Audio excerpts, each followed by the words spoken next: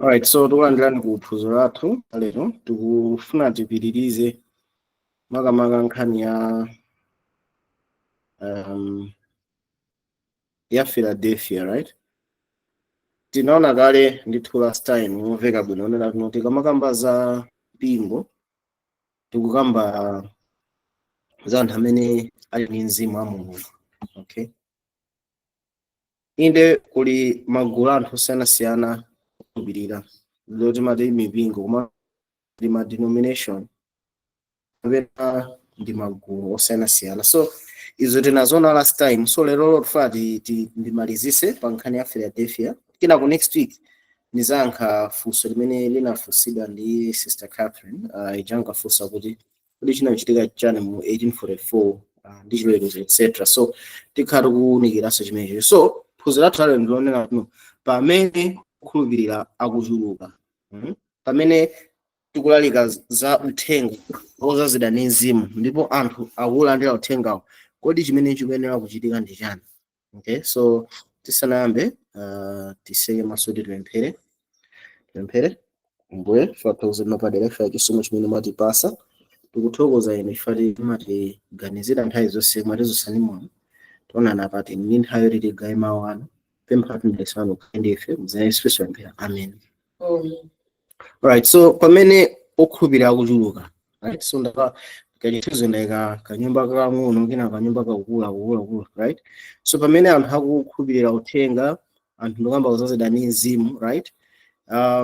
Chikuyenera kuchitika ndi chani? Kodi ophunzira amachita motani pamene nthawi yawo anthu amachuluka, right? So lero ndikhala tikamba za church hierarchy, okay? Kapena kuti usogoleri wa mpingo, right? So tinaona kayona tino tikamakamba za hierarchy nthawi zambiri ma denominations amapanga ma hierarchies onena kuti sizigwirizana naso ndi yani Bible. So tifuna toto tikamakamba usogoleri wa Bible tingaupezese motani, okay? So phunziro lathu lero lagona pamenepo. Alright, so tikamba pa 1 Corinthians 11 verse yake ya 3, okay? Esi tiwerengere mwenye.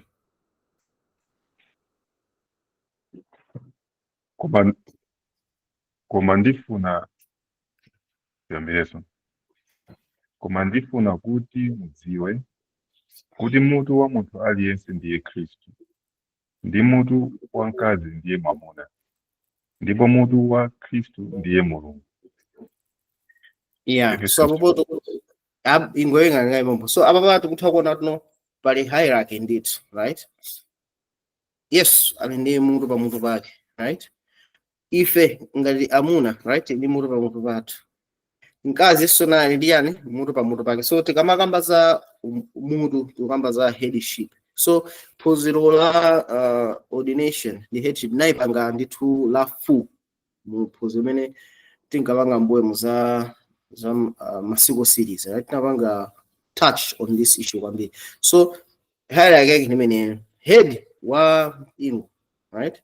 Head wa banja, mutu wa banja mwamuna ni mkazi ni Kristu, right? Mutu wa mkazi ni ndani mwamuna, right? So tukuona kuti izo ndi ndondomeko zimene Mulungu anatani anayika, right? Today again Ephesians 5 verse 23. Verse 23. Yeah. Akuti mwamuna ndiye mutu wa mkazi, monganso Khristu ndiye mutu wa eklesia, iye yekha mpulumutsi wa thupi. Yeah, so tikamaona Bible mutu wa banja, tikamaona banja ndi mpingo, right?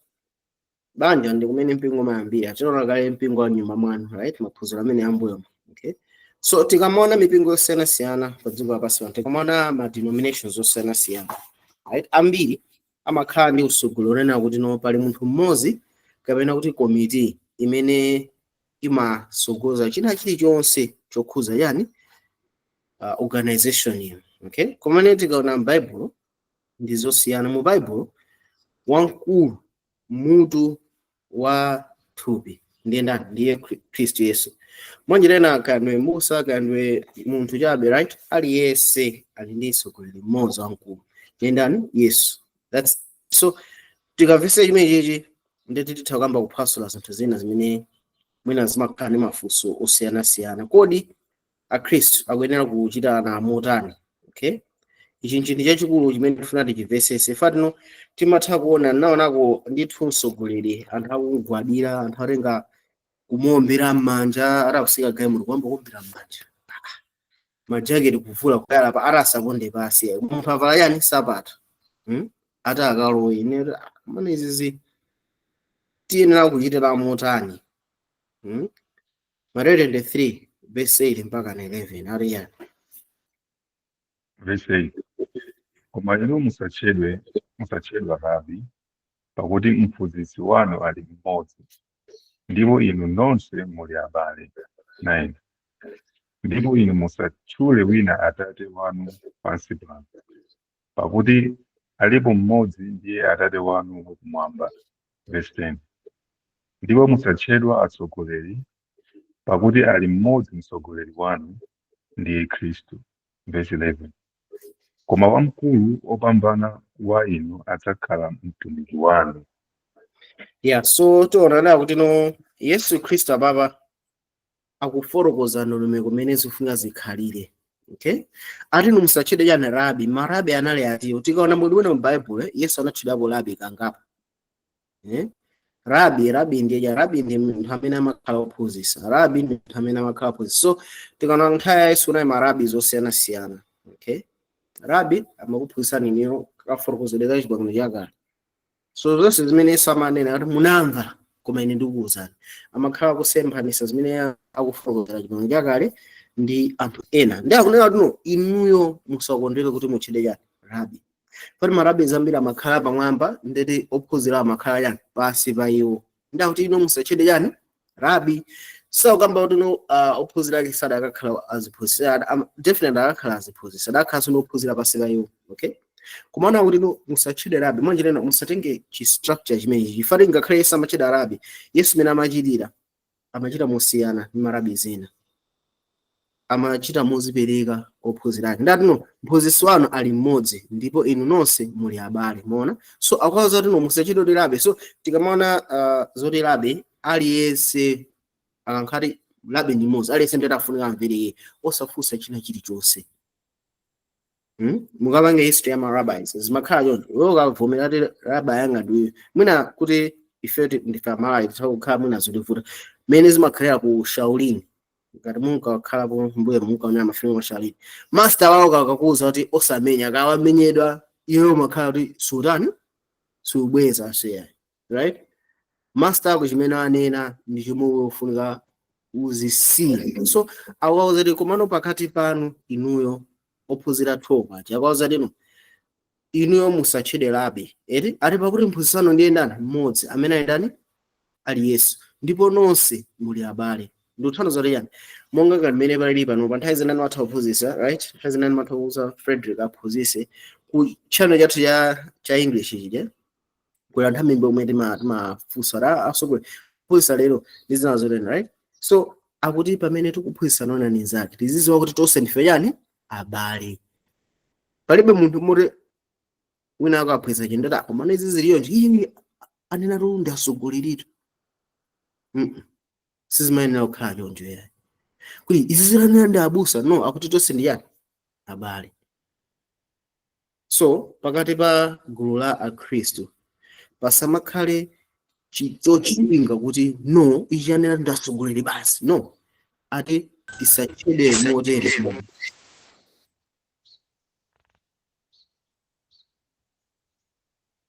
Ati tonse ndife yani abale, right? So mwakuthandiza Yesu ndi chimene chocho. Ndi mwana verse 9 no inu musatchule wina atate wanu pansi pano, pakuti alipo mmodzi ndiye atate wanu wakumwamba. So akuti no musamatchulane atate, right? Koma atate wanu yani ndi mmodzi. Ndati no ndipo musatchedwe atsogoleri, pakuti alipo mmodzi mtsogoleri wanu. I remember akamati musatchedwe ni atsogoleri pakuti alipo mmodzi. Ndeti kada kumano kuti maitana ta atsogoleri. Atsogoleri just means elder. Ndati no musatchedwe atsogoleri. Okay, ningona chizunguta nakisina mauri yani. So nomwe nthawi imene tikaona kuti atsogoleri, right? So Bible uli bwanji Mateyu 23 verse 10 ngofuna ndone chizungana kisema uri yani muchizungana kisema uri master usamachedani ma masters pachenda fotokoza ma masters ndi yani master akanwankhula ndi zomwecho basi usasinthe so ari musachide ma masters ari fare mwini master modes ndiye ndani Kristo koma wankulu pamana wainu adzakhala mtumiki wanu so ngati mufuna ukhale opambana Yesu amasintha model kuti no ngati mufuna muchida wankulu opambana ineyo mukhale otumikira anthu ena kumwamba aliyense amagwira ntchito otumikira ena ngati ineyo mufuna mukhale wankulu kuposa ena mugreso ntchito iti imodzi ngati mene ali Yesu anachoka kumwamba wazatumikira ife angelo kumwamba wazatumikira ife so ineyo ngati mufuna kuchida akulu mukhale otani otumikira ena so tikamona mu mpingo pakati pa anthu okhulupirira tonse ndife ofanana amuna ndi akazi so mzimu ndi amene amagawa mphatso kwa okhulupirira 1 kuti akalimbikisidwe kuti akazuzulidwe ndi kukuza yani chikhulupiriro cha thupi la ndani Yesu Khristu so tikaona Yesu ndi amene anapereka ena kuti akhale yani mboni kuti ena so Yesu ndi amene anapereka ena akhale maapostolo ena akhale aneneri ena akhale olalikira kuti anthu abwere kwa Yesu ena akhale azibusa ena akhale azibusa so amene alandira mphatso right mphatsoyo sizoti iye ndi master wa anthu ayi mphatsoyo ndiyo kuti ikathe kutumikira okhulupirira ndikalimbikitsira iwowo kuti akakhale sokonzeka kugwira ntchito ya ndani ya Mulungu okay so tikamvesesa chimene chichi tiona nawo kuti tikaona Mateyu 23 verse 3 kono maini musachede rabi tinaona kale marabi amakhanga ndi ma masters amakafika so ngati inawso nditi milungu ifatino iwo kankhale ndiwera student ndekuti iwe ndi basi so Yesu anchizona no be not called rabbi for one is your master even Christ musachede rabi ifati marabi amatenga ngati ma master so ati master wana wankulu wanu ndi mmodzi nenani Yesu Khristu so tikaona no mu zipembedzo zambiri za Khristu mu ma denominations zambiri amayika kusiyana pakati pa Khristu ndi azisogoleri pamakhala kusiyana ku gawo lalikulu akhristu ndi amakhala kumbuyo kwa church azisogoleri ndi amakhala kumbuyo kwa olalika kapena amakhala front row even mu charity zimachita anthu andotani tosiyana ane tikaona mphamvu zimene azisogoleri amakhala nazo mu charity zimakhala zambiri kuposa sondani membala chabe kodi zimezi Yesu akulipo chani akuti tonse ndife abale kumapeza tino ma-church mutikapita uzano asogoleri ndi zimphamvu zenezo zakhala bwino kuposa so ina aliyense pali kusiyana munthu werenga Hebrew 13 verse 17 ali bwanji mverani atsogoleri anu ndi muwagonjere pakuti alandirira moyo wanu monga akuwerengera kuti achite ndi chimwemwe osati mwachisoni pakuti ichi sichikupindulitsani so Paulo akamba kwa amuzo chani muwamvere yani atsogoleri anu so akamba za kwa ana so tona anapereka malangizo kwa anthu amene adali pansi pa atsogoleri ndi atsogoleri so ali tizamvera atsogoleri okay ndikuwagonjera chifukwa yoti yani chifukwa tino iwe ukakhala ndi atsogoleri chimene umafuna kwambiri ndiye choti chipindulire moyo wandani wa anthu amene ali pansi pa utumiki wako right kuti anthu amene akuchita utsogoleri azikhala ndi yani ndi chimwemwe osati yani mwachisoni chifukwa ichi chimatani sichingakupinduliseni right so papazi kukhala ngati zamba kususana ndi ziya Yesu amakamba tino nonse na abale koma Paulo kuti no mwapere ndani atsogoleri okay tiwerenge na Efeso 4 verse 11 mpaka 12 ali bwanji ndipo iye anapasa ena akhale atumwi ndi aneneri ndi ena alaliki ndi ena abusa ndi ena aphunzitsi verse 12 kuti akonzere verse 12 kuti akonzere oyera mtima ku ntchito ya utumiki kumangirira thupi la Khristu. Yeah, so usogoleri Yesu namene anapasa ina akhala atumwi, ina akhala aneneri, ndi ena akhala alaliki, ena akhala abusa, ena akhala aphunzitsi. Yesu namene apanga zimenezi. Ali kuti cholinga chake nchotiyani kuti akakhale ma masters pakati pa anthu a Mulungu, no, kuti akonzere oyera mtima ku ntchito yachani ya utumiki. So nkhani yayikulu ya usogoleri, okay, ineyo I can say kuti ndine msogoleri, right? Nditha kukuuzani motani why timabwera every time kumanga ma presentations kumakumana online, tikhaso meeting next week tikukumana live, right? Why zimene zimakhala nje nkhani yayikulu ya mphatso no kuti akonzere oyera mtima ku ntchito yachani ya utumiki kumangirira thupi la Khristu. Now ningofotokoza nje pa chichira channel timakumana once, right? Kumana nthawi kuzanena kuti no pa English channel pala anthu ena atipanga join kumpano, right? Atipanga join kumpano. Kumano I was able to notice that uyuyu atapanga lead mapemphero, ndikumpasa chance, ndikupanga lead, right? Kuna da uyu atha kuphunzitsa ndikumpasa chance, uyu atapanga kumpasa chance, right? Even if we go to WhatsApp timakhala mapemphero every week, okay? You can tell okay uyu atapanga lead, right? Nkhani yayikulu ya utumiki sizoti iweyo pamene wayamba kutumikira ndeti china chili chonse upange iweyo.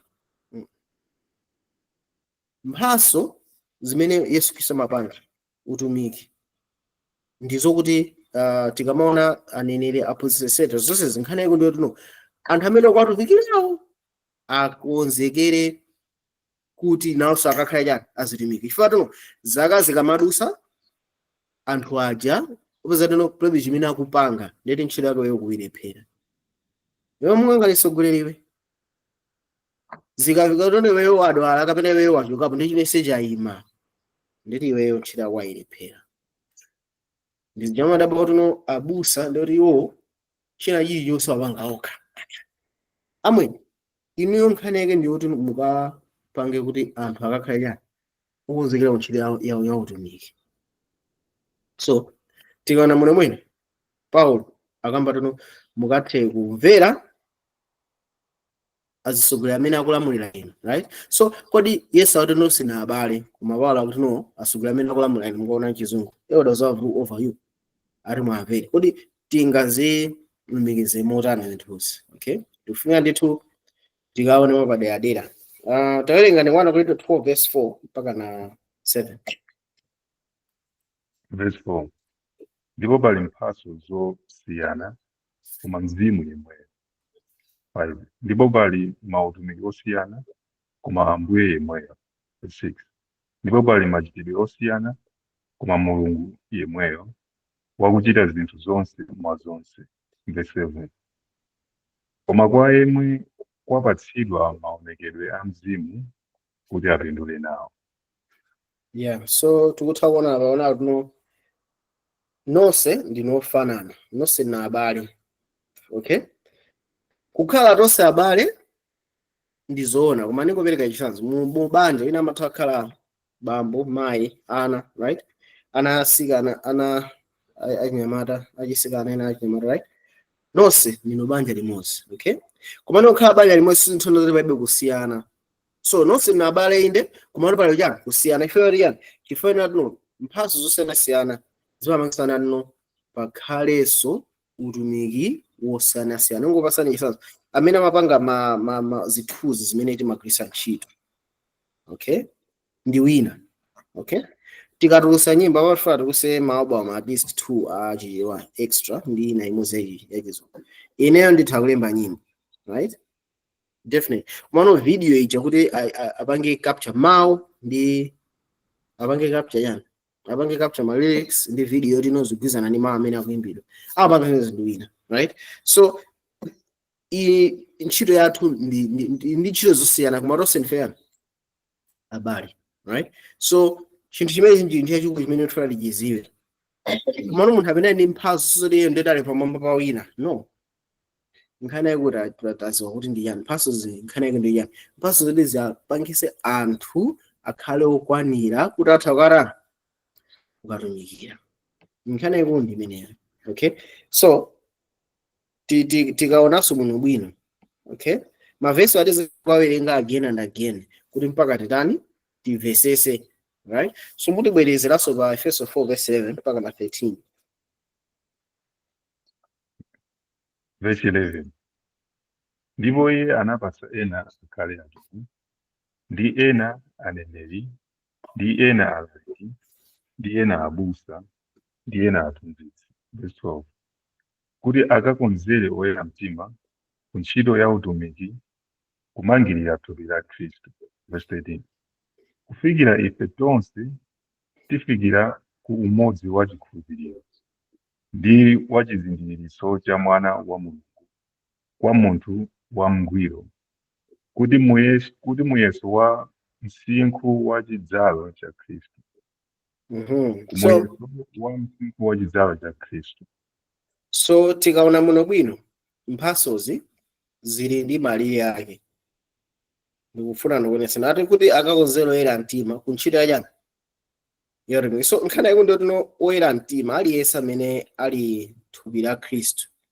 Okay, Yesu Khristu akugwira ntchito yachani yopulumutsa anthu, right? Ali kumwamba kumene ndiye mutu wachani wa thupi. Okay, kuti munthu ukalalike mene ndiye mafunika yende. Okay, kuti ukalalike maso aziona kumene kuti anukupita. Kuti ukalalike makutu amafunika atani amve, manja afunika anyamule baibulo.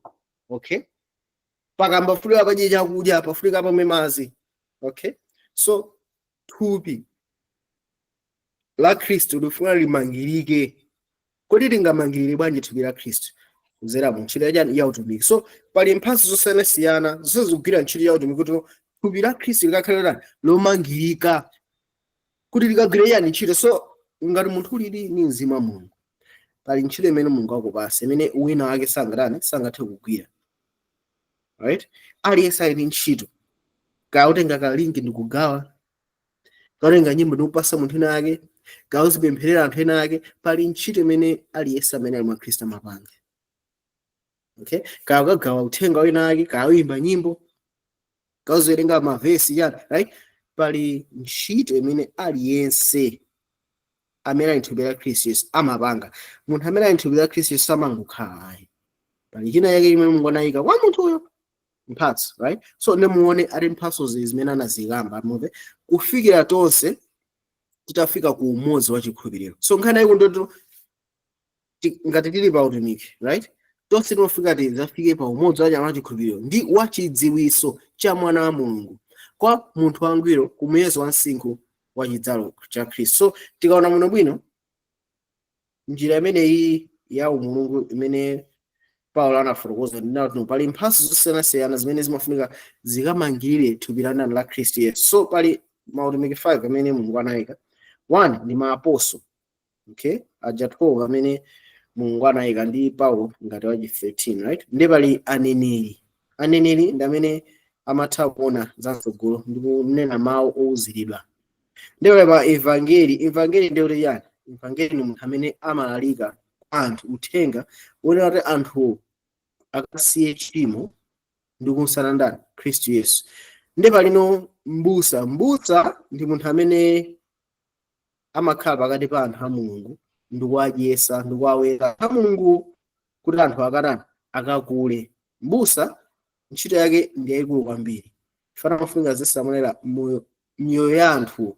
Ndi pali aphunzitsi. Aphunzitsi ndi munthu amene amakhala akuphunzitsa chiphunzitso kuti anthu akakule mzimu, right? So tikaona bwino mphatso zonsezi, mphatso ina yeseri apapa nkhani yake ndotino aliyense akafike potani pokula, aliyense akafike ku muyezo wa msinkhu wa chidzalo cha ndani?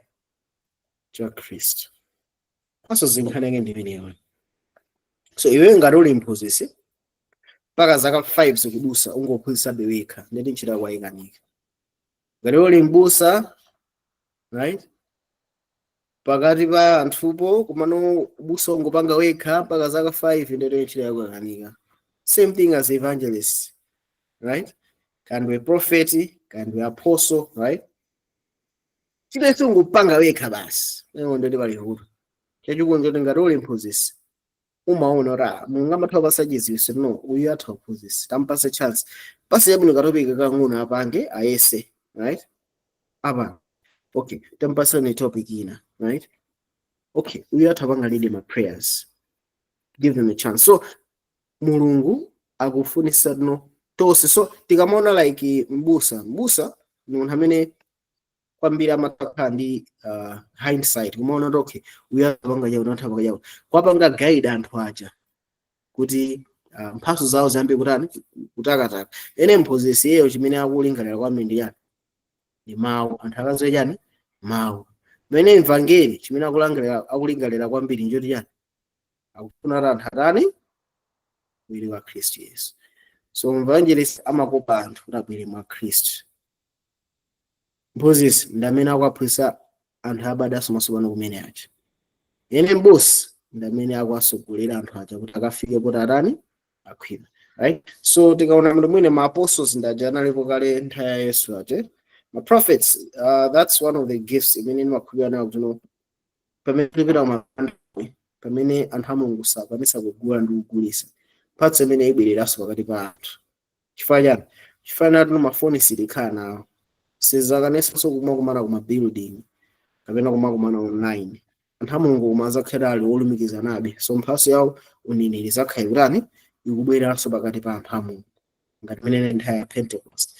So izo zimene zikuyembekezera kuti zitazibwere kumano mphatso zonsezi nkhani yake ndiyo tuna anthu a Mulungu akatani akakule. Anthu aja akakula ndeti nawo satakhala azibusa, atakhala aziphunzitsi, atakhala ma evangeli. Ndeti we ntchito yako atani yatheka pamene popo. Ndeti wenso utakhala pasi ndikumaphunzitsa china yake kwa anthu amene iwo nthawi yake kumaphunzitsa. Okay, ndeti ngati Hebrew 5:12 aliyani. Verse 12. Pakuti mungakhale mwayenera kukhala chifukwa cha chinyengoyi. Tayambiraso. Pakuti mungakhale mwayenera kukhala chifukwa cha nyengoyi, muli nako kusowanso kuti wina aphunzitse inu zoyamba zachiyambidwe cha maneno amu. Ndipo mukhala onga ofana mkaka osati chakudya kutafuna. So chimene mungazoenje nena kuti kukula kuma imira kuti kusintha, right? Utumiki simafunika kukhale okhazikika nthawi zonse. Pamene natino pa abusa pali aneneri pali ma evangeli sizoti ndene ni nganga no sizimateno ya. That's why nthawi zambiri ineyo sindimakhala ophunzitsa nthawi zonse. I believe Mulungu anandipasa mphatso yoti nthawi ophunzitsa, right? I also believe Mulungu anandipasa mphatso yayani yakutha kukhala ngati busa, right? I also believe kuti Mulungu anandipasa mphatso yoti nthawi kukhala yani evangeli, because timatha kupanga ma strategies emba mabuku kuimba nyimbo chani sizokuti nota kope anthu abwere kwa ndani kwa Kristu Yesu, right? Timatha kupanga host ma seminars, right? Kuti ndikuwaphunzitsa anthu tino akakopeka abwere kwa ndani kwa Yesu. Ndikukhalanso ndi nthawi tino no makosa anthu abwera kwa Yesu inde. Mano how can we take anthu akuti no akaweredwe, right? Kumano anthu akuzana nawo tino zonse sizoti ndi mapanga ndekha. Mphatso imene Mulungu wayika pa ine ndi mphatso zinaso zimene wayikaso pa ndani pa inuyo. Okay, like as you can see pala anthu ena nthawi zonsene mapemphera makosa mutawerenga because ndikati ndiziwerenga ndimanga peze ndekhala pasizitheka yayi. Mwenga chine chitena kuti ndeti masana sinditha kumanga khalatani ata, right? So nikapanga Friday mazulo ndeti mamawaso 2 hours ndeti masana so ndi jeni mamawa ndadada yamwe nditha kumwalirapo mwachangu. So I found my friends in pali GS never manga present Friday ndo Zimbabwe, right? Ali Zimbabwe, so sina kubanepo komano I saw good know this person atapa pali makosa nena ministries sana ku living waters ena ku open face timaitana no come mumupanga present, right? Kuliso amaiso kunkunoso no ndikaona mena akuchitira ndimaona no these people mphaso yawo yotha kupanga lead as a pastor kapena kuphunzitsa, right? It's even ndimakhala pasi no ndivere zimene akutani akunena. So chimene ndikunena nchoti yani, anthu ambiri amene ndikupanga work with anthu onena kuti no pa nthawi yake ndinatha kuwagawiranso uthenga, right? Ana anthu oti nthawi yake amadalirabe kuti akodi ili zimatani. Mwana panopa nthakuwuzana nawo kuti no akula, titha kukambirana monga ngati brother, monga ngati abale, sindiyinso ngati mphunzitsi pakati pawo. So tikamaona za regular church members amene sakukula, okay, ndetazi azisogolerawo akuwasunga anthu ngati ana, okay. So lamulo limene anapereka kwa utumiki ndizona no azitumikiyo ndofunikira kufikira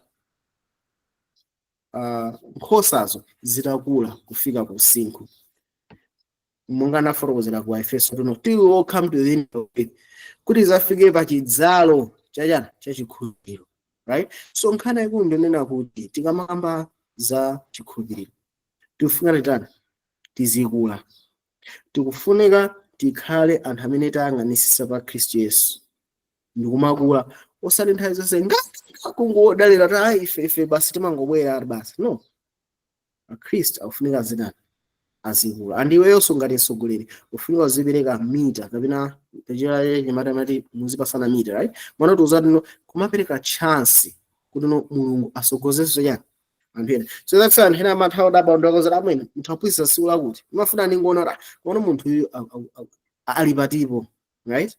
Tifuna tiona kuti no mphaso zizikutani zikukula. So ndithu tifunika tikhale choncho, tikhale anthu amene tikutani tikukula. So tikamaona tikufunika tizikula pamene nthawi itani ikudusa. So mautumiki amene anthu mautumiki amene apambana kumaona tuno amakhala kuti sakutani sakufunikiranso ndi anthu omwewo.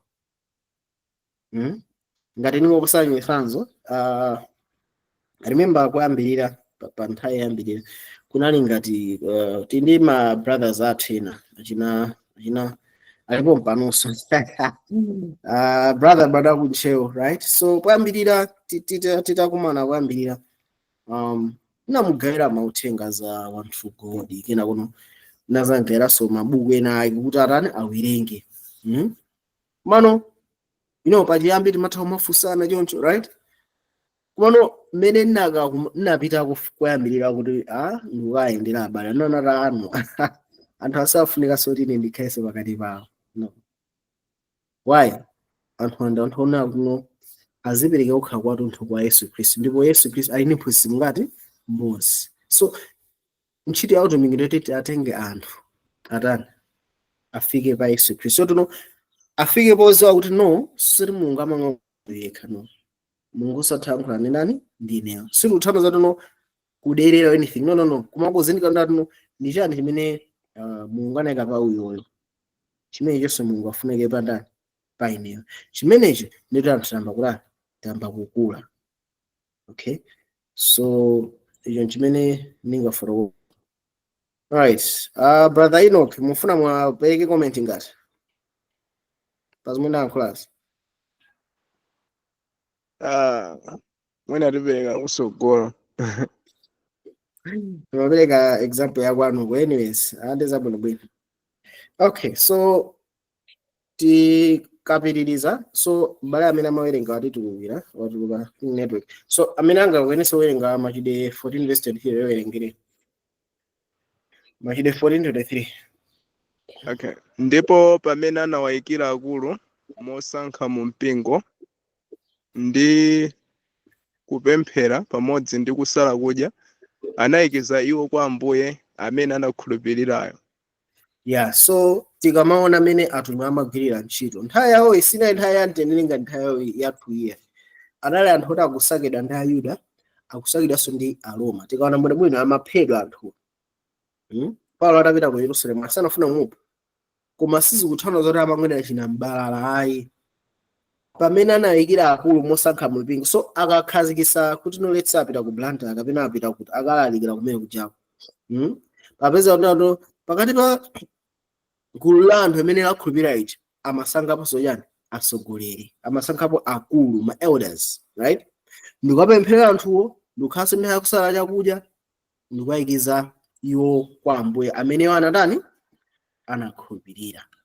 Unaona? So ichi ndi chimene tikuyembekeza tuno paka mapeto nthawi, paka mu nthawi Yesu. Model imene tikusatira nditi ndi imeneyi. Telenga 1 Timothy 5 verse 17 paka 1 Timothy 5 verse 17 ali yani. Let the elders that rule well be counted worthy of double honor, especially they who labor in the word and doctrine. Yeah, verse mene nevera kuika nchizungu. So ningowerenga sanchichewa 1 Timothy 5 verse 17. I don't know. Akulu akuweruza bwino ayesedwe yenera ulemu uwirikiza. Makamaka iwo akuchititsa mawu ndi mchiphunzitso. Okay? So tikawerenga apopo zimene zikutanthauza nzoti yani. Ndingofuna ndiwerengeso mu version ina. 1 Timothy 5 this year verse 17. Nde mumve mujizungu cha NLT. Chichasina nsanga sekeje sina sanga soma NLT mukatu no. Elders who do their work well should be paid well, especially those who work hard at both preaching and teaching. So elders who do their work well should be paid well, especially those who work hard at both preaching and teaching. So akamba zokuti azisogolera amene akuphunzitsa, right? Ndikuta preaching and teaching. So kulalika ine pano pa platform apa sinimalika ya ndikuphunzitsa, kuphunzitsa ndikuti yani ndikuti zinthu zofulika iwo zipesese. So ukazipesa zinthu umatha kuzilalikira, right? Kuphunzitsa ndikuti no uchitenga chinthu cha lesson upanga introduce ukayika body mpaka mkuzo, right? Ulaliki umasiyana zimene panga si yani ulaliki ndikuphunzitsa. So tikaona munthu mwina atuno azisogolera amene akuphunzitsa bwino, amene alalika bwino, awawa azilipirira. So tikaona munthu in the structure anthu amene akutumikiridwa akufunika azizipanga organize wokha kuti munthu amene akuphunzitsa ndikuwatumikira azilipiridwa, because I remember sinditchula mpingo wake manona wa Pentecost kaleko. So paka na remember mbusa anakomoka ndi njala, munthu wokwatira anakomoka ndi njala. Kina mamembers arazi wanava chisoni, mamembers anakagula chakudya phala ndukasira abusa. Chinachitika nchani? Chinachito na anthu akapereka kuchali chikucha ndete msogoleri wamkulu pamene zonso watani wazibwinyikiza yekha. Ndete mumva kuti wiki na marati mange chali chichi, wiki yamawa wapita ku UK. Chichi yosamara osamanga azisogolera osamara osamalipira. Mukuona? So zimene zizondolakwika akuti pakati pa Kristu ngati pali munthu amene akuphunzitsa ndikusogolera amene afunika tani azilipirira.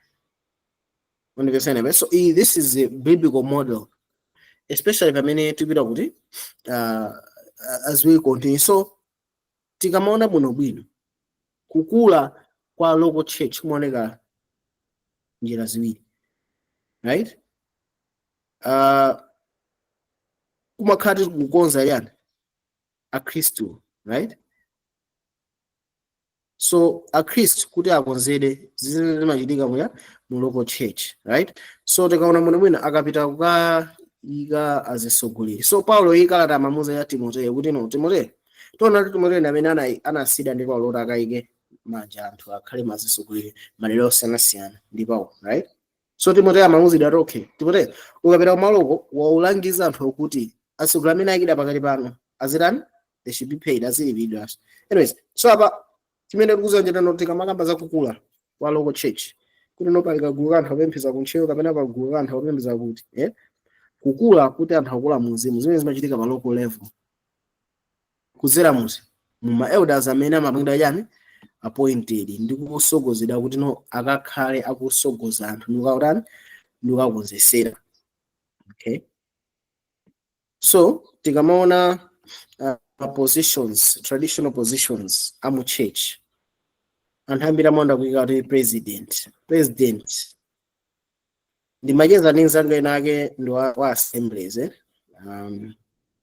ndo assemblies, so iyeyo amapanga study nde chimene yanasanga sichendo ma conclusions amene anafika kwa iyeyo ndomwe titafikanso panopa ndamanuzira mwini mono mpingo wa Mulungu ndi kuti ndinomuzira you know what panopa sungapeze gulu mene unganene ilo ndiye yani mpingo wa Mulungu ndathoka amezo zida ndi zimana na Mulungu so amara amwini ndinamba kumana ndi makosana ndama kumana ndi makosana so anaini ma ideas ofanana bonyonje so zimona ndi makosana anamba kuzira you know what apapa mu eni mafomu awa mulembe maina anu muzikhomera sonkho ngati yonje kuti no wikina mwezi nasazipereka kuti yoni ya membership ndanata amwene ne basi ngasiya kupitako right so mavuto amene alipo ndichenena kuti mipingo ambiri kumonda kukhala president once mwamba kuika zimene zonde mwamboika zolawika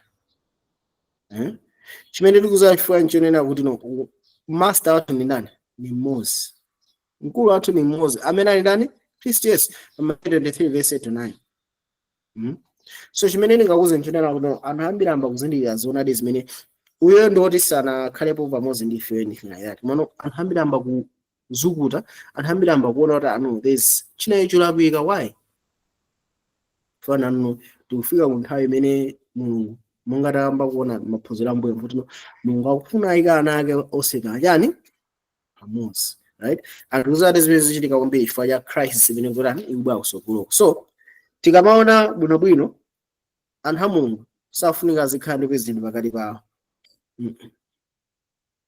inde na amatha kukhala kuti sanena president kumana amuyika chiudindo chinayi amuyika head apostle ka head chani chinanga kufuna athaye kuti pasakhale president mano kuti mataona ta ngati choncho wini ne president so maudindo amene akufuna anayikira mu Bible ndi our ministry 5 aja apostle na timonanso mneneri mvangeli mbusa mphunzitsi awa ndi maudindo 5 amene Yesu anapereka kwa anthu ake Efeso 5:4 verse 11 right ndipo ino maudindo ena amene anayikidwa okay sizoti anayika ni Mulungu as such kumano ndi zinthu zimakhala zofunikira one pali treasure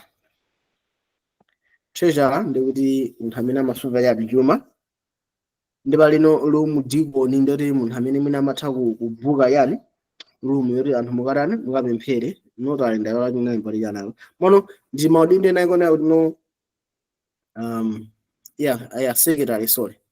secretary ndeto ngakhala meetings so awa ni maudindo nena kuti sizoti ni Mulungu amene anayika ndi maudindo ofunikira amene amangothandiza kuti ntchito zene zatani zikachitike ono maudindo alipo 5 amene tatalongosola ati so ndofuna kuti mutiwerengere apa 1 Timothy 3 verse 1 ndi 5 adijana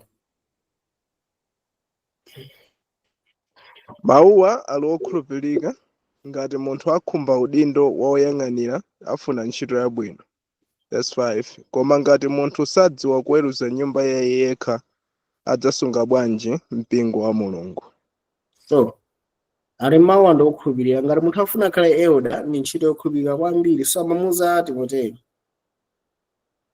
ali ni ntchito yofunika kwambiri koma no munthu akhale natha kusamalira ya nyumba yake ifano mpingo ndi yani wa nyumba mwako so ngati ukanika kusamala mpingo wa nyumba mwako usama bwanji yani anthu a Mulungu so awawa ni maofisi amene Mulungu anayika kukhala ndi elder I remember wina ake amandifuzina mane izi zomakhala ndi elder zimazona bandira zokhala ndi elder zili nizo za biblical za Bible Mulungu anachita kuika okay torenge na Timoteyo 4 verse 14 ariya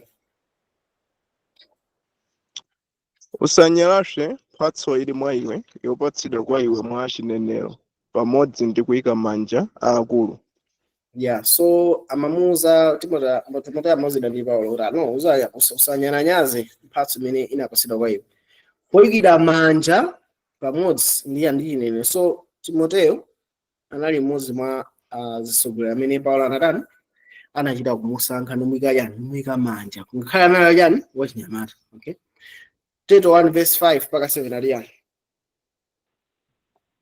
chifukwa cha ichi ndinakusiya iwe Mkrete kuti ukalongosole zosowa nukayike akulu m'midzi yonse monga ndinakulamulira. Ngati wina ali wopanda chilema, mwamuna wa mkazi mmodzi wokhala nawo ana okhulupirika, wosasakaza zace kapena wosakana kumvera mawu, pakuti woyang'anira ayenera kukhala wopanda chilema ngati mdindo wa Mulungu, wosati waliuma, wosasha mtima msanga, wosati wachiwawa, wopanda ndewu, wosati wachisiliro chonyasa. Yeah, so ababa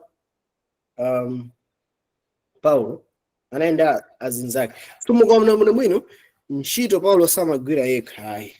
Paulo amaenda mona makhala ndi anyamata ake kapena makhala ndi anthu amene anayika ngati tikaona Timoteyo amene Paulo anamusiya Timoteyo ukayika tani uli ndi mphatso imene inayikidwa mwachinene ndi chani ndikuyikira mwamanji. So Timoteyo ndi amene amalembera kalata ukamasankha Euodia usankha anthu otino usaledzera chanja. So Paulo amalembera kwa Timoteyo akagwira ntchito ndikuthandiza nayo kuti no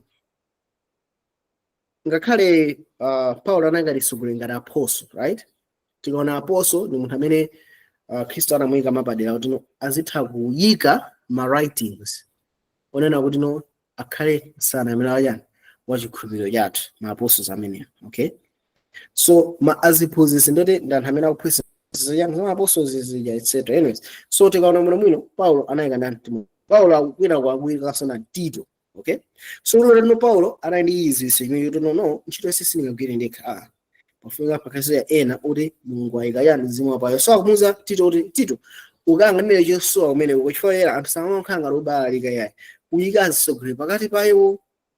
So chosowa chimene anaona Paulo ndi chimene so uyike asogolera pakati payo ndikena kufotokozano zoyang'anira pamene akuyika yani asogolera asakhala anthu opsa mtima mwacha mfano ukakhala kutumikira anthu amapsa mtima iyo ndi imabwerekesa moyo anthu amapsa mtima ana amabwerekesa moyo. So ari munthu azakhala opsa mtima sana osara aliuma munthu omira, right?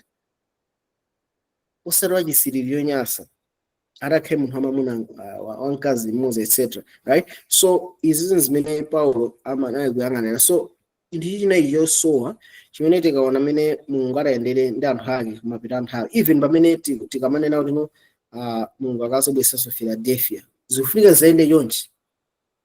Sozoti pasankhala china mbala la chigulu cha anthu chosagwirizana no mphatso zifunika zabwerere mautumiki azakhala kuti akupitirira mpaka uthenga azafika yani dziko lonse. Okay, Mayiro 20 verse 17-28 adayani.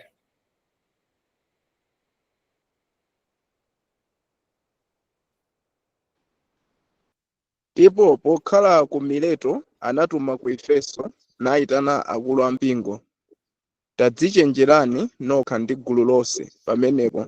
Tadzichenjerani nokha ndi gulu lonse pamenepo Mzimu Woyera anakuyikani oyang'anira kuti muwete eklesia wa Mulungu umene anaugula ndi mwazi wa Iye yekha.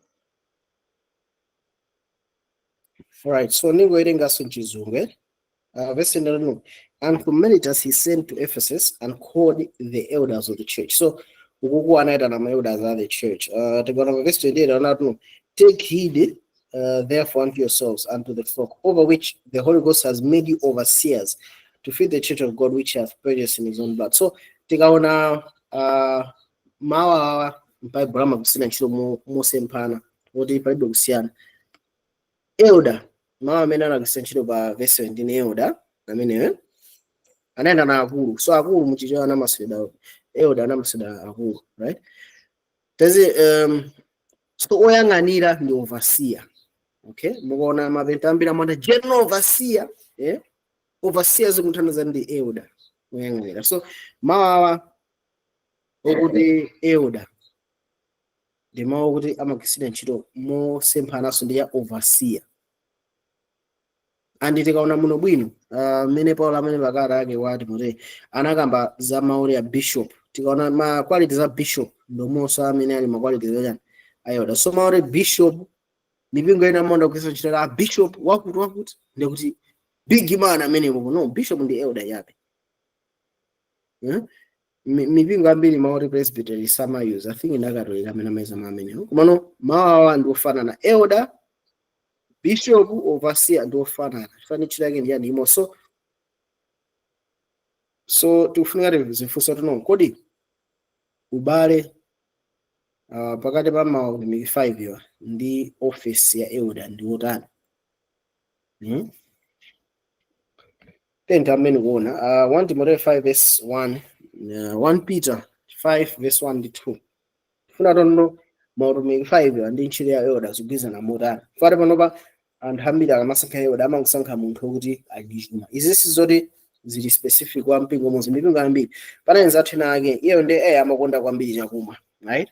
So ku mpingo umene analiko anasankhira khala elder ndi akuti amene mazisukulu aso ndi zikhala andisankhene ndikhale elder chifuna kuona ndi gayi moto, unaona. So munthu anayinzanga ukuthi pano mpaka anasegula kabala ndithu zimuyendera, right? So kumano akuti elder asakhale ukunda yani ukunda chakumwa. So tawerenga 1 Peter 5 verse 1 ndi 2 ari yani. Akulu tsono mwa inu ndi wadandaulira ine mkulu nzanu ndi mboni ya zowawa za Khristu, ndinenso wolawana nawo ulemerero udavumbulutsikawo. Wetani gulu la Mulungu lili mwa inu ndi kuliyang'anira, osati mokangamiza koma mwaufulu, kwa Mulungu osatsata phindu lonyasa koma mwachangu. Yeah, so tikaona muno bwino ma apostles amene akulemba iyi ndi Paulo, Petro analiso apostle, okay? So tikaona muno bwino ma apostles aja analiso mayani ma elders, okay? Amene amagwira ntchito ngati ma missionary kupita ku madera otani akutali. So tikaona ma apostles amakagwira ntchito ya ma elders omwewo koma ngati ma missionaries kuti mulitali. So akuti akuli tsono mwa inu ndi wadandaulira inu mkulu nzanu ndi mboni ya zowawa. So tikaona mchizungu maoti mkulu nzanu ndi elder nzanu, ndi fellow elder. So ma elders amagwira ma apostles amene amagwira ntchito yani ya ma elders, okay? So tikaona sapa mutolenga Yohane chapter 21 verse 15 mpaka 17. Ndipo pamene atafisula, Yesu ananena kwa Simoni Petro, Simoni mwana wa Yona, kodi undikonda ine koposa awa? Ananena ndi iye, inde Ambuye, mudziwa kuti ndikukondani inu. Ananena naye, dyetsa ana ankhosa anga. 16. Ananena nayenso kachiwiri, Simoni mwana wa Yona, ukonda ine kodi? Ananena ndi iye, inde Ambuye, mudziwa kuti ndikukondani inu. Ananena naye, weta nkhosa zanga. 17. Ananena naye kachitatu, Simoni mwana wa Yona, kodi undikonda ine? Petro anamva chisoni kuti anati kwa iye kachitatu, kodi undikonda ine? Ndipo anati kwa iye, Ambuye, mudziwa inu zonse, muzindikira kuti ndikukondani inu. Yesu ananena naye, dyetsa nkhosa zanga. Tikaona papatona nawo tuno tikamakamba za ma elders amapanganso serving ngati azibusa, okay? Kudyetsa nkhosa ndi ntchito yachani ya abusayo, right? So Yesu anamuwuza Petro katatu kuti dyetsa nkhosa zanga. So tikaona bwinobwino, so gwena aliyense amene ali elder nayenso ndi busa, okay? So guleri tikamakamba za elder nayenso ndi busa amene Mulungu amuyika pa iye ntchito yokuti no akaonesere kuti no okhulupirira akutani akukula, okay? Right, so tikaonanso chinthu china chitena kuti no ma elders onse anayikidwa kuti akhalenso yani ngati azibusa yani okhulupirira kudzera mu chitsanzo chawo. So mutowenga amenepa 1 Peter 5 verse 2 mpaka na 4. Wetani gulu la Mulungu lili mwa inu ndi kuliyang'anira, osati mokangamiza koma mwaufulu wa Mulungu, osatsata phindu lonyansa koma mwachangu, osati monga wochita ufulu pa iwo audindo wanu, koma okhala zitsanzo za gululo. Ndipo pakuonekera m'busa wamkulu mudzalandira korona wa ulemerero wosafota, momwemonso anyamata inu mverani akulu. So apa achita kutuza bwinobwino kuti ineyo ngati azibusa ngati ati muwere gulu la Mulungu lili mwayi, right? Ndikuliyandira. So iweyo ngati mbusa umakhala utani uyang'anira, osati mukakamiza nanena ndine kuchita mmenya basi ina satana aja. No, that's not how elder amafika akhale. Akuti pamene mukwalewita anthu omwe kwasogolera muzichita mwachani mwaufulu kwa Mulungu. Alright, chifukwa chitena kuti chani kumapita ake anthawi ati pakuonekera ndani, pakuonekera m'busa wamkulu. M'busa wamkulu ndi ndani? Ndi Yesu Khristu. So tonse ndi m'busa mmodzi wamkulu amene Yesu Khristu. Mwapo pali pathu pakufika Khristu yani na elders amene akutiweta ifeyo kuti tikakhale kuti utani tikukula, right? Pamenepo pamene akuti atuno momwemonso anyamata ino mverani chani akulu. So akuyika balance kuti no anyamata mumvere akulu musakakamize anthu, musachite mukakamiza, musakhala ngati satana amene amapangira zinthu zake. No. So tikaona chiyo ayika ndithu balance pauthenga. Machitidwe 13 verse 1 to 3 area.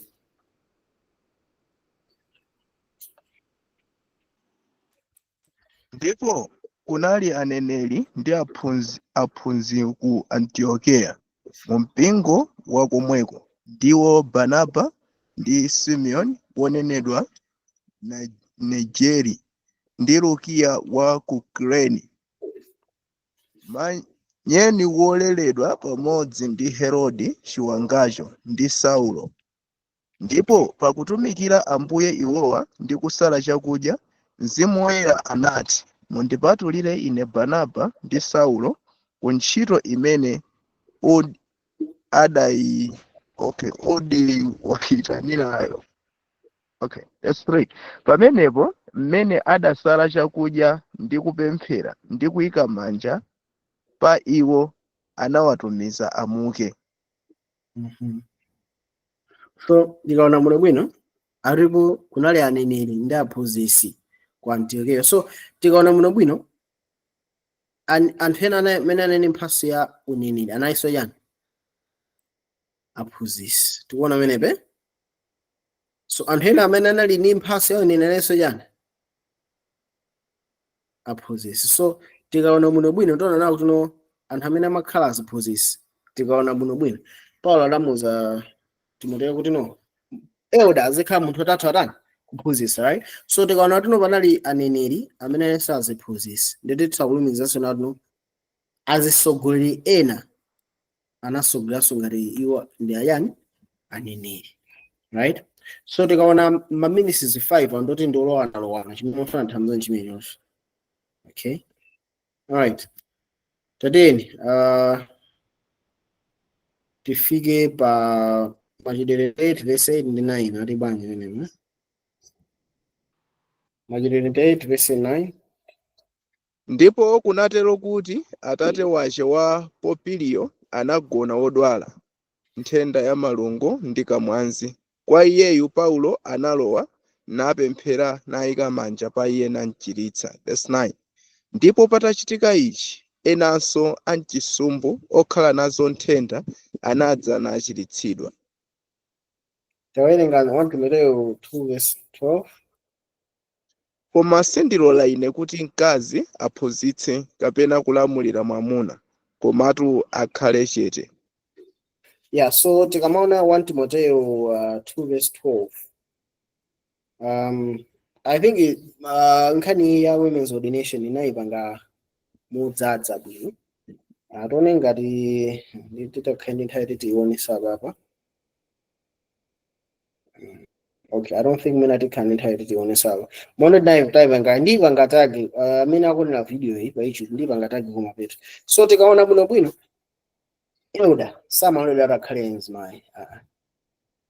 Chifukwa kuti tikamaona order, divine order, mutu wa Kristu ndi ndani Mulungu, mutu wa banja ndi ndani mamuna, mutu wa mamuna ndi ndani Kristu. So tikamaona bwino mpingo umayimiridwa ndi mkazi pamene Kristu alimira ndi mamuna, right? So tikamaona elder amene akuida manja, elder amene amafunika akhale mamuna osati amene ena aliyense na mamuna amene tikaona ma qualities amene anaka Paulo, elder afunika akhale bambo wamkazi mmodzi, osakonda chakumwa, osakonda kulongola, etc, right? So tikaona muno bwino awa ndi anthu amene amavomereza akhale na elders, chifukwa inena kuti akayikida manja zimene akuyankhulazo akuyankhula ndi authority kapena ndi ulamuliro umene apatsidwa kwa iwo ndi Khristu Yesu, right? So before imeneyo ma elders ordination kuyikida manja zimakhala zoyenerera kwa ndani, kwa azibambo oyenerera, right? So tikaona muno bwino chifukwa imeneyo tona pamakhala azimayi ena amakhala mayani ma prophet, okay? Mujipanga Yesu bano tuza azimayi anga panayi ma prophet. So tona natuno si aneneri onse amene amakhala mayani asogwiri, chifukwa especially tikaona kuti no aneneri amene naye achizimayi ndi sadakta banga serve as ma elders, okay? So ijo ndi chimene tufunika tichiziwe. Taona ni pa Machitidwe 21 verse 8 abiyani. Ndipo mmawa mwache tinachoka tinafika ku Kaisaria, ndipo mmene tinalowa nyumba ya Filipo mlaliki, mmodzi wa asanu ndi awiri aja tinakhala naye. Yeah, so akutero atachoka anafika ku Kaisaria, ndipo mmene analowa nyumba mwa Filipo mlaliki, mmodzi mwa asanu aja nakhala naye. So tikaona kuno mwini tona kuti no ma elders ena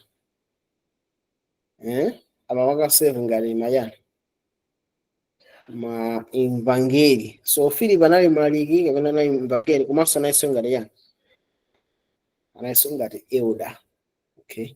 So iwone saba 2 Timotheo 4:5 ndi mungu elinga 2 Timotheo 4:5 ndi 1 Timotheo 4:12 ndi 13. Koma iwe khala m'maso nzonse, imva zowawa, chita ntchito ya mlaliki wa uthenga wabwino, kwaniritsa utumiki wako. That's 12. Yeah, imene. So tikaona muno mwino Paulo polembera kwa mtumiki amene ali Timotheo akuwuzeni kuchita ntchito ya mlaliki wako. So tikamona mwa mlaliki muchizunguto ndani ni evangelist, okay? So tingakhale Timotheo anali ngati elder komanso Yesu amagwiritsa ntchito ngati yani evangelist. So tona ndatuno ndiyote ndi trainga ndipenapo 1 Timotheo 4:13. Munthu asapeputse ubwana wako, komatu khala chitsanzo kwa iwo okhulupirira m'mawu, m'mayendedwe, m'chikondi, m'chikhulupiriro, m'kuyera mtima. Kufikira ndidza ine, usamalire kuwerenga, kuchenjeza, kulangiza. So Timotheo anali ngati mtsogoleri wachichepere ndipo anali ndi utumiki wophunzitsa komanso yani wa evangeli. So tona ma evangeli makhaso yani ma elders iso na, okay? Murenge Yohane 10 verse 14 atibani. Pamenepo adatulutsa zonse za iye yekha, azitsogolere ndi nkhosa zimtsate iye, chifukwa zidziwa mawu ace. That's 14. Ine ndine m'busa wabwino, ndipo ndizindikira zanga, ndi zanga zindizindikira ine. Filipi 3:17. Abale, khalani pamodzi akutsanza anga, ndipo yang'anirani iwo akuyenda kotero monga muli ndi ife chitsanzo chanu. Yeah, so Yesu anakamba zonati m'busa wabwino ndi ndani ndiye zonse zake amatani amasunga. So Paulo akunati mukhale oditsata ine munga ngati ine ndikusala ndani Khristu, ine ndikhale ngati chitsanzo chanu. So nkhani yako ndoti ma elders amafunika azikhala anthu okuti pamene akusogolera zozote zimene akupanga zimanga affect anthu ene. You lead by example, okay? So my verse I think it now tingawerengaso 1 Timotheo 4:12 ndi 2 Timotheo 2:2. Munthu asapeputse ubwana wako, komatu khala chitsanzo kwa iwo okhulupirira m'mawu, m'mayendedwe, m'chikondi, chikhulupiriro, m'kuyera mtima. Ndipo zimene wazimva kwa ine mwa mboni zambiri zomwezi uyikize kwa anthu okhulupirika amene adzazidwa kuphunzitsa enanso. So tikaona mene kuti ma elders anapasidwa chilamulo kuti akhalenso ngati chani azibusa, right, kuti akasogoze anthu kudzera mwa chitsanzo chawo chabwino, right. So tikaona mmene Yesu anafotokoza za m'busa wabwino amapita patsogolo pa chani pa nkhosa, right. Ndi mphatso ya m'busa kuti akathandize okhulupirira kuti akakule, komanso kuti nawonso okhulupirirawo akhalenso ndi utumiki wawo. Okay, so ndithu ndi zotero. Mungotenga 1 Timotheo 3 verse 2 yokha ina itawerenga kale. 1 Timotheo 3 verse 2. Ndipo kuyenera woyang'anira akhale wopanda chilema, mwamuna wamkazi mmodzi, wodzisunga, wodziretsa, wolongosoka, wokonda kucheretsa alendo, wokhonza kuphunzitsa. So ma elders amafunika akhale anthu otatha kuphunzitsa. So tinaona kuti titaona sizokuti wonse amene amatha kuphunzitsa ndi atatha kukhala ma elders. Ayi. Okay, elder afunika akhale otatha kuphunzitsa, koma sizonso kuti onse amatha kuphunzitsa atatha kukhala elder. Ife yani elder amene akutha kulamulira nyumba yake yekhale ndi amene angathe kukhala elder. Munthu amene atha kulamulira nyumba yake komanso atha kuphunzitsa amene atha kukhala elder, right. So atakhale iye akulamulira nyumba yake bwino, mwamuna kaphunzitsidweko kale kocheperako, atakhale yani atha elder, right. So zina zimene tikufuna ngoziyang'anira. Okay, mutoyenga saba Tito 1 verse 5 mpaka 9. Chifukwa cha ichi ndinakusiya iwe Mkrete kuti ukalongosole zosowa, mukayike akulu m'midzi yonse monga ndinakulamulira. Ngati wina ali wopanda chilema, mwamuna wamkazi mmodzi wokhala nawo ana okhulupirika, wosasakaza zace kapena wosakana kumvera mawu, pakuti woyang'anira ayenera kukhala wopanda chilema ngati mdindo wa Mulungu, osati waliuma, osapsa mtima msanga, osati wachiwawa, wopanda ndewu, osati wachisiriro chonyansa, komatu wokonda kucheretsa alendo, wokonda zokoma, wodziweruza, wolungama, woyera mtima, wodziretsa, wogwira mawu okhulupirika monga mwa chiphunzitso, kuti akakhonze kuchenjeza m'chiphunzitso cholamitsa ndi kutsutsa otsutsana naye.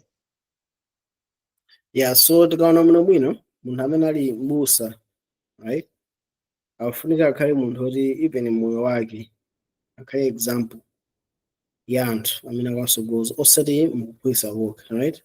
So tikaona gawo limene Mulungu apasa ziphunzitsi ufunika likhalepo mpakana anthu ophunzitsidwawo afike ku chidzalo chachidziwitso, apange reach maturity. Mautumiki asizoti ndi permanent ayi, koma anthu amene akutumikirawo nawo safunika akule. Okay, so mavesi ena anawerenga kasonizi kuwerenga makometsi. So pa machitidwe 20 verse 28 nawo zati azinyi zokha ndi gulu lonse ndi onse amene anayika ngati oyang'anira. So tikaona muno bwino 1 palibe munthu mmodzi amene akufunika ayang'anire anthu a Mulungu kuti ine ndine mtsogoleri pakati pa anthu onsewa. No, ma ministries awa amafunika akhale effective at local level. Tikaona muno bwino imene zikuyendera, right. Pali mutu umodzi wokha ndiye busa wankulu amene ine ndani? Yesu Khristu. Mpingo mwini ine ndani? Yesu Khristu, osati ma elders. No, ma elders they are not the owners of the church. Church mwini wake ndi ndani? Khristu Yesu, right. Tikamona muno mwino ma elders ali ndi mphatso za utumiki. Zisankho zimene wapanga ma elders iwa ndizokuti zikapangisa mpingo pa pamodzi ukakhale utani ukukula ndi kumangirika monga ngati onse ndi chani ndi abale. Izo zinthu zimene tifuna tiziziwe ndi kuzigwirisisa. Okay, so tikamakamba za ma ministry ya elders, choyamba akufunika apite patsogolo kudzera mwa chitsanzo chawo. 2, akufunika athandize okhulupirira kuti akatani akakule mu mzimu. 3, akufunika akatumikire kudzera mwa mphatso zimene mukatani wapasa. 4, akufunika akasogoze okhulupirira aja kuti akakhalenso ndi mphatso zofanana ndi zawo. Chimene ndiye chikulu kwambiri, right? China akufunika akalimbikitse akhristu aja kuti akasakesake kuti mphatso yawo ndi chani, imene kuti coaching, right? So kuti tingaze bwanji utumiki ukupambana, sitingauziwe chifukwa pala anthu ambiri amene akubwera kuma joina gulu. No, kupambana kwa utumiki kukubwera pamene aliyense akusandukanso utani otumikira monga mwa ndondomeko ya Mulungu. Pamenepo ndi tafika pachani pachidzalo, right? So pamene otumikira akula amayambanso nawonso kudzalanso chani mipingo ina, amayamba kukokera okhulupirira nanso kwa Yesu, nawonso nditi amakhalano aini mphatso zija zimene zinatumikayo kuti akatumikire ndani anzawo kudzera mu chiphunzitso ndi chitsanzo. So ministries amene akuchita ntchito zawo bwino ndi amene akufikanso pa chidzalo cha chidziwitso ndi chiphunzitso, osati omwe nthawi zonse angodalira mautumiki amene anatumikira iwo ayi, komayo akafikeponso nawo pokula ndi kudalira pa Khristu kuti Khristu watumiza nawo kuti akatani akatumikire ena. So pamene manambala akuchuluka nditi anthu amamba kusuntha kuchokera kukumana m'manyumba, kenakono amamba kuchuluka kuti no achuluka kwambiri nyumba muja musangatani sangakwaneso, nditi pamenepo nditi no structure imayamba nokuwunikira structure ifunira ikhazikika. So tikamakamba za basic structure ndi the first ni home church, mpingo ajana wa nyumba mwanu, that's the first. So pali mipingo ya nyumba mwanu mune afika 20 ndipo yamba kuchuluka. Choyambirira pafunika khaya ma elders. Okay, ma elders afunika khalibu. Ma elders nchilando yani, ma elders one afunika panga organize ma evangelistic outreach campaigns amene funding yake kuchikira kuti ufellowship imo, right? Ma elders china samafunika zisonkhanizo kuti atalike ndani kapena ataphunzitse ndani tikakumana, right? Chinaso kuita naso ma local church board meetings, right? Ngamezozo ma board meetings ma issues orinake mwina uzima kisuzu kuenda bwino, tinga chitane naye bwanji tingathandize motani. Okay, komanso ma elders ndamene amakhala kulumikizana ndi ma fellowship groups ofanana, like for example ndimafuna ndipite kudedza ndikakomane ndi abale kumeneko, sizoti nangu yankho ndi aliyense umeko, no, nangu ndasogolera akuti akumeneko, ndikafunanso maybe ndipite ku Ncheo nangu ndasogolera kuti akumeneko. So those are some of the things me elder amapanga. China pamene gulu lokuchuluka pa Africa Treasure amene amakhala ofunikira maka kupanga set up ka local bank. China ku I think is in video buku linalemba kalekale manuma wa ngwaje sa. Anyway, so amene akufunika aziyang'anira maka zopereka za anthu. Okay, nkhani ya tithing afike naipanga kale. So I think PowerPoint naipanga before ndisana fike bodi na ndisana panga studies za tithing, right? So ababa na study anyways nkhani ya dali silifuna lwe mombe bona nkhani no akufunika azikhala treasure amene akufunika yang'anire zopereka za anthu, right? Zimene zimafunika zithandize malo ngati malo amene upemphera akufunika kuti alenti Escom, mabira amazi, right? Komanso ma camp meetings, komanso ma outreach ngamezozo treasure amene amang'anira zimenezo. China ngati sekretary ndi amene amangana ma meetings onse kuti ndakwiza nazo tani. Komanso pa Africa sipakhalenso location, right? Kukumana mu nyumba zimakhala zabwino, kumano nthawi zina ndi bwino kugula malo kapena kupanga rent malo amene ali woyinirira. Patino zimakhala zabwino osati tikumana ku nyumba kwa munthu inde zabwino mwino ono Africa malo oti da neutral, malo amene ndithu ali agulu, malo amene tonse tizibereka kwa munthu wandani kwa munthu. So china chimene pamene ma numbers akuchuluka chimafunika chichitike ndi ichi, nkhani ya ubatizo. Wabatiza anthu osati fane mufuna mwapase ka certificate wewe ni member wathu, no. Tikubatiza anthu okuti akalowe mu thupi la ndani la Kristu Yesu. Tikaona pa chapter 2 anabatiza anthu almost 120. Anthu 120 akukhulupirira ajalalika uthenga, anthu 3000 anajoina uthenga. So mwapalomu ndi amene analalika uthenga ndipo anthu anabatizidwa. Anthu anajoina kukumana kwa ma apostles, anthu amene analandiranso mzimu umodzi. Okay, so anthuwa anakhala mu mgwirizano kudzera mwa mzimu, komanso anthuwa amayendanso mu chiphunzitso ndani cha ma apostles. Mukawerenge Machitidwe chapter 2 mu verse 30 zimakhala yonse. China mukambabatiza anthu ndeti apo mwamba ukula mambo choka ku nyumba kwanu, mambo kumana kwa malo, mubatiza anthu ena etc. ndeti lile njani mafunika mupangenso ordain local leadership. Kumene mwabatiza anthu kuja kumene munapita kuja Enoki kuja munapita kwanayo kukabatiza anthu kumene koko mufunika musankhe kuti elder wa pamalo pakhala nani, right? So pamene manamba akuchuluka pafunika ndithu kuyika ma office ena, for example zingati ma deacon. Zingamezo zimafunika ndithu kuti zikhalepo kuti look alendo abwera mazi ataka yeah, of course mazi osamba chakudya chawo cha zingamezo atavenga organize pali tima functions zinatero tinoiwe ngati elder kuti uzivanga nditi sukwanisa kutumikira mu mawu ndi pemphero. Pa Africa khala anthu ena azithamangisa zingazi mezo, right? That's the structure amene imayendera. China pa Africa pakhalenso ma delegates ni ma ministers. Okay, pamene uthenga unachuluka paja ubatizo, right? Ma local leaders anasankhidwa kusiyana-siyana.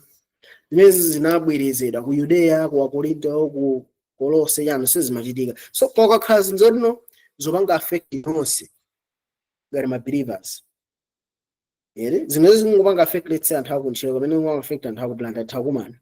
Kumene chinthu chikupanga affect nonse anthu akumana ndi kukambirana. Right? Of course pamene panali issue ya achina Petro, Paulo, achina James, right? Tikuza amene zinakhalira umeneko.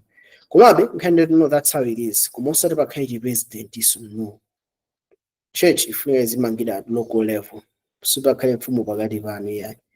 Right? So nkhani iku ndiyo tino musakhale ni mfumu pakati panu. Approach ya structure ifuna izikhala bottom up. Local congregation, let's say Ublanta, Girazo, Gakuti, local congregation imene pakame elders pakati pa the structure ya kilabani bomb. Awa ataka khazika so home church wina. Makhazike matumikira wina mpaka nawo swaran akula, right? So ma different home churches amene akhazikira akaja athakuza kula nduza khaso yani fellowship yokwanira. Kumeneko ndeto muthu azakhazika so yani ma office bearers, ma elders etc. Kena kumzazi sadilaso kachikena kupanga suzumizo malena, right? Pamene pali zinthu zimene zikukhuza nonse madera osiyana-siyana mufunika kuziyesesa kuzilumikisa pa local church pano bengazinga kanika muthu akumana ndi ma believers ena amene ngati ku meeting of some sort. Okay, so inali phunziro lathu lalero imene timafuna tingoona kunena kuti pamene nthawi kupita kumapeto kuti no pamene during the crisis even panopa pamene anthu Mulungu atikuyenda mkati kulalika, right? Pamene tikupanga organize anthu kugwira ntchito ya Mulungu tingachite motani without becoming chiti imene kunati nkulakwika. Inena phunziro lathu lalero saying also pemphere ma comments and questions tabwisa after us. Pemphere abwe Twathokoza mapadera ife chisomo chimene mwatipasa pemphani mukadalisi zonse zimene tabayirana pano kuti kuza ife likhulo yathu liwaone ino zina Yesu Kristu akuthokozani. Amen.